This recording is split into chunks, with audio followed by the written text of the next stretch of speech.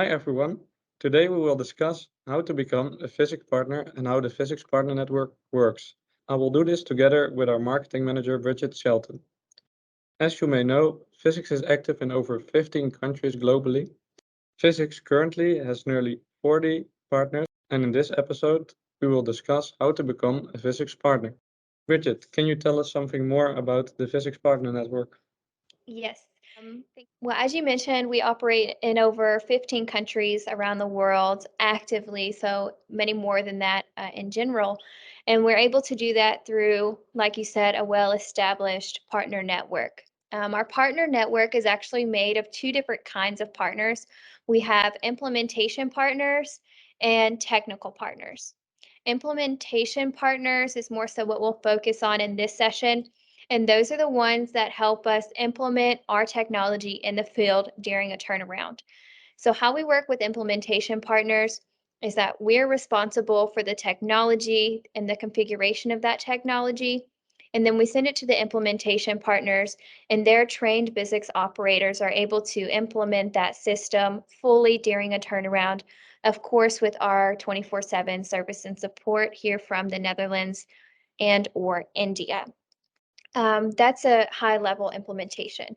And then we also have technical partners, and technical partners are the ones who help us innovate in the realm of technology, right? So think about Draeger and Blackline, Extronics, companies like that that really help us push innovation and build new integrations for Visics. Those are technical partners.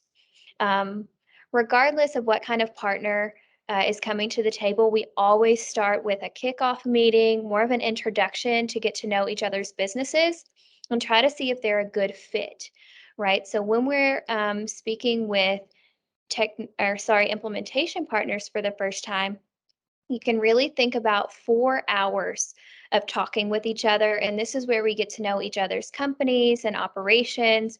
We dive deep into the technology and how it works. We do an actual demonstration of the technology to answer any detailed questions. We run over details such as operation procedures and logistics and billing and contracts. We go through all of the nitty gritty information that needs to be known in order to make a solid partnership decision, right?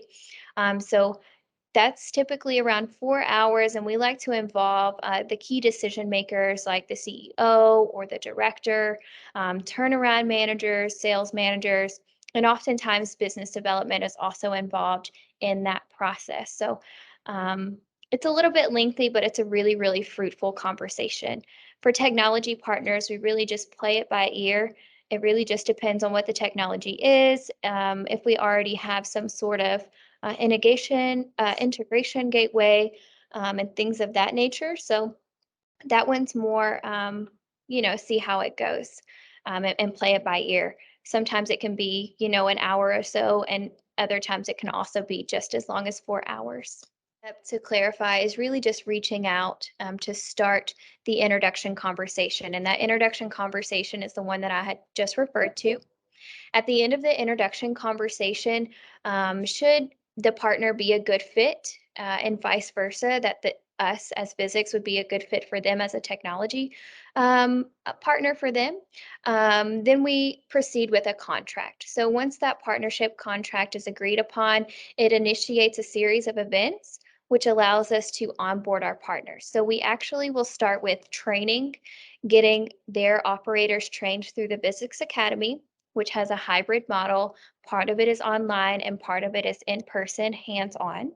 Training is really, really important because in the operation procedures, to operate in the field, you have to be certified through the academy. So all operators must go through the Visics Academy.